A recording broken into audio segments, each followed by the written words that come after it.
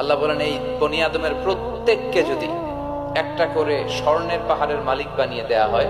কিসের পাহাড় দেখছেন জীবনে? স্বর্ণের পাহাড়ের যদি মালিক বানিয়ে দেয়া হয়, আহাব্বা আইয়াকুনা লাহু ওয়াদিয়ান, একটা করে স্বর্ণের পাহাড়ের মালিক বানিয়ে দিলেও সে চাইবে কিভাবে আরো একটা স্বর্ণের পাহাড়ের মালিক হওয়া যায়।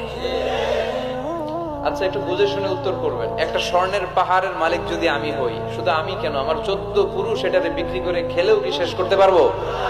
তো আমার আরেকটা লাগবে কেন? আরেকটা দিয়ে আমি কি করব? স্বভাব। বিষ্ণুই বললেন সবশেষে হাদিসের শেষাংশে বললেন, ওয়ালাইয়ামলা আফাহু ইল্লা তুরাব, কবরের মাটি ছাড়া কোনো কিছুই মানুষের এই জিহ্বাটারে থামাতে পারবে না। চিৎকার করে বলেন ঠিক কিনা? জন্য যার আছে বেশি ও চায় বেশি, এই ডিমান্ডটা একটু কমাতে হবে, আল্লাহর কাছে শুকরিয়া করতে হবে। অর্থের প্রয়োজন আছে, কিন্তু এটার হৃদয়ে স্থান